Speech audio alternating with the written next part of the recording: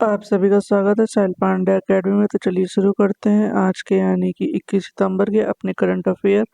हमारा पहला क्वेश्चन है, हाल ही में विश्व सफाई दिवस कब मनाया गया है? इसका सही आंसर होगा 20 सितंबर को। हमारा अगला क्वेश्चन है, हाल ही में किसे लगातार दूसरे कार्यकाल के लिए FIH का अध्यक्ष चुना गया है? इसका सही आंसर होगा तैयब इकराम को। आइए हम लोग महत्वपूर्ण नियुक्तियों के बारे में जानते हैं। अमेज़न ने समीर कुमार को भारत में कंट्री मैनेजर नियुक्त किया। मोहना सिंह LCA तेजस बेड़े में पहली महिला लड़ाकू पायलट बनी है।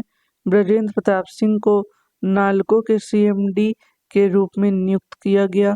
स्वाति विजय कुलकर्णी को अल्जीरिया में भारत का राजदूत नियुक्त किया गया।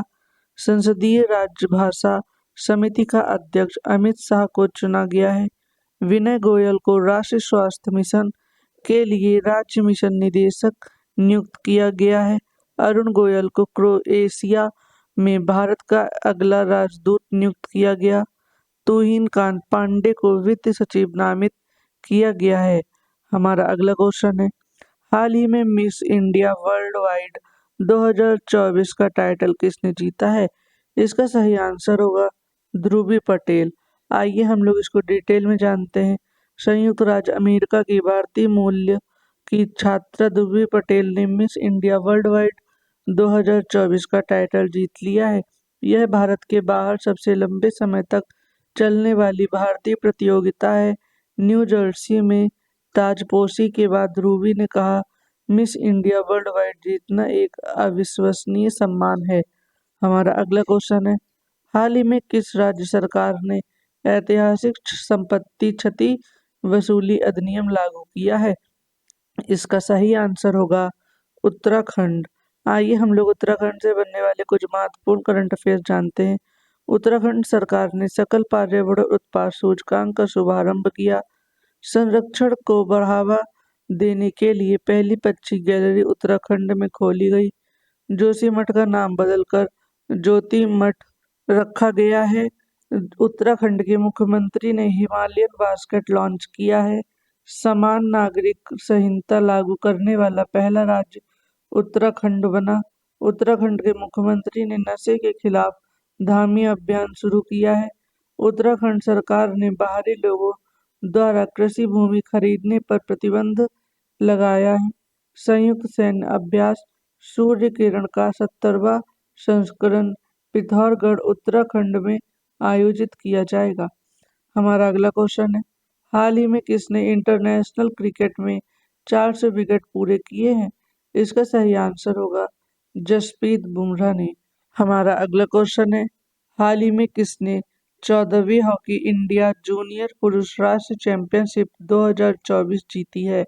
इसका सही आंसर होगा पंजाब। हमारा अगला क्वेश्चन है, हाल ही में भारत और किस देश के बीच राजनयिकी संबंधों के 75 साल पूरे हुए हैं? इसका सही आंसर होगा रोमेनिया। हमारा अगला क्वेश्चन है, हाल ही में कहाँ खुले जल में तैराकी अभियान का उद्घाटन किया गया है? इसका सही आंसर होगा अंडमान निकोबार द्वीप समूह। हमारा अगला क्वेश्चन है, हाल ही में 19वें दिव्य कला मेले का उद्घाटन कहाँ हुआ है? इसका सही आंसर होगा विशाखापट्टनम। हमारा अगला क्वेश्चन है, हाल ही में किसने श्वेत क्रांति 2.0 का शुभारंभ किया है? इसका सही आंसर होगा अमित शाह। आइए हम लोग इसको डिटेल में जानते हैं।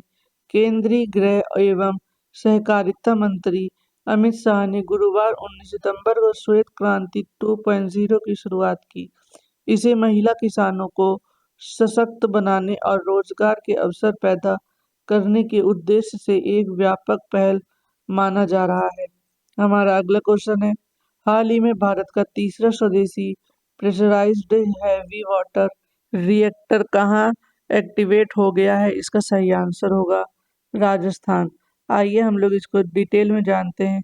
राजस्थान के चित्तौड़गढ़ जिले के रावतभाटा में राजस्थान परमाणु ऊर्जा परियोजना RPP की 7 नंबर यूनिट ने 19 सितंबर की रात को सक्रिय हो गई है। यानी RPP 7 में नियंत्रित नाभिकीय विखंडन अभिक्रिया की शुरुआत हो चुकी है। हमारा अगला क्वेश्चन है, हाल ही में प्रधानमंत्री मोदी ने कहाँ पीएम मित्र पार्क की आधारशिला रखी है? इसका सही आंसर होगा अमरावती। हमारा अगला क्वेश्चन है, हाल ही में किस देश के भव्य समारोह के साथ संविधान दिवस मनाया गया है? इसका सही आंसर होगा नेपाल। आइए हम लोग इसको डिटेल में जानते हैं। केंद्र सरकार ने 18 सितंबर को म्यांमार सीमा पर बाड़ लगाने के लिए 31,000 रुपये मंजूर किए। म्यांमार में 1643 किलोमीटर लंबी सीमा, अरुणाचल प्रदेश में 520 किलोमीटर, नागालैंड में 215 किलोमीटर, मणिपुर में 398 किलोमीटर और मिजोरम में 510 किलोमीटर सभी राज्यों से होकर गुजरती है। तो चलिए अब हम मिनी करंट अफेयर्स को डिटेल में जानते हैं। हमारा पहला करंट अफेयर बनता है नेशनल से, आइए जानते हैं।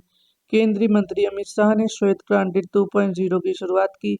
केंद्रीय गृह एवं सहकारिता मंत्री अमित शाह ने गुरुवार 19 सितंबर को श्वेत क्रांति 2.0 की शुरुआत की। इसे महिला किसानों को सशक्त बनाने और रोजगार के अवसर पैदा करने के उद्देश्य से व्यापक पहल माना जा रहा है। आइए हम लोग इसको डिटेल में जानते हैं। कार्यक्रम में 4 प्रमुख क्षेत्रों पर ध्यान केंद्रित किया गया है। इसमें महिला किसानों को सशक्त बनाना, स्थानीय दूध उत्पादन को बढ़ाना, डेयरी बुनियादी ढांचे को मजबूत करना और डेयरी निर्यात को बढ़ावा देना शामिल है। यह कार्यक्रम नरेंद्र मोदी सरकार के तीसरे कार्यकाल के पहले 100 दिन में शुरू की गई 3 पहल में से एक है। साथ ही साथ केंद्रीय मंत्री ने डेयरी किसानों के लिए देश भर में रुपए किसान क्रेडिट कार्ड और डेयरी सहकारी समितियों में माइक्रो एटीएम की भी शुरुआत की है। एटीएम की तरह ये आपको बैंक के कोर बैंकिंग सिस्टम से जोड़ते हैं ताकि बैंक जाए बगैर बैंकिंग लेन देन किया जा सके। इसके अलावा उन्होंने 67,930 प्राथमिक कृषि ऋण समितियों के कंप्यूटरीकरण के लिए मानक संचालन प्रक्रिया जारी किया है। माइक्रो एटीएम वास्तव एक कार्ड स्वाइप मशीन का संशोधित रूप है जिसमें फिंगरप्रिंट स्कैनर भी लगे होते हैं। भारत में 1970 में श्वेत क्रांति की शुरुआत हुई थी। दुनिया के सबसे बड़े डेयरी विकास कार्यक्रम का नेतृत्व डॉक्टर वर्गीज कुरियन ने किया था। इस क्रांति को ऑपरेशन फ्लड के नाम से भी जाना जाता है। इसने दूध की कमी झेल रहे भारत देश को दुनिया में सबसे ज्यादा दुग्ध उत्पादन करने वाला देश बना दिया था।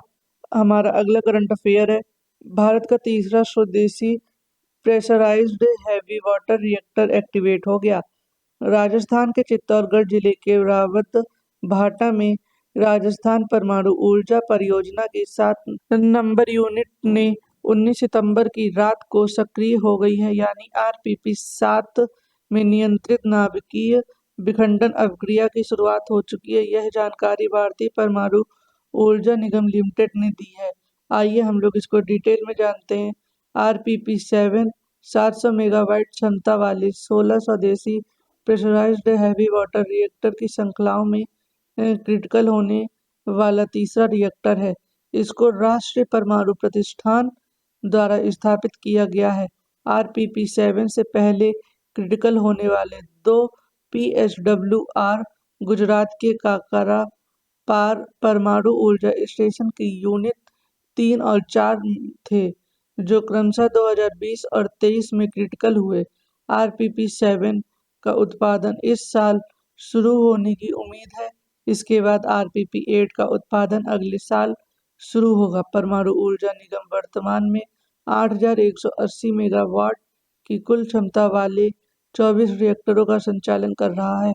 वहीं 6,800 मेगावाट की कुल क्षमता वाली 8 और यूनिट निर्माणाधीन है। तो इसी के साथ आज के हमारे करंट अफेयर्स खत्म होते हैं। वीडियो को लाइक करें, शेयर करें और सब्सक्राइब करना बिल्कुल भी ना भूलें। हम कल फिर मिलेंगे अपने डेली करंट अफेयर्स के साथ में।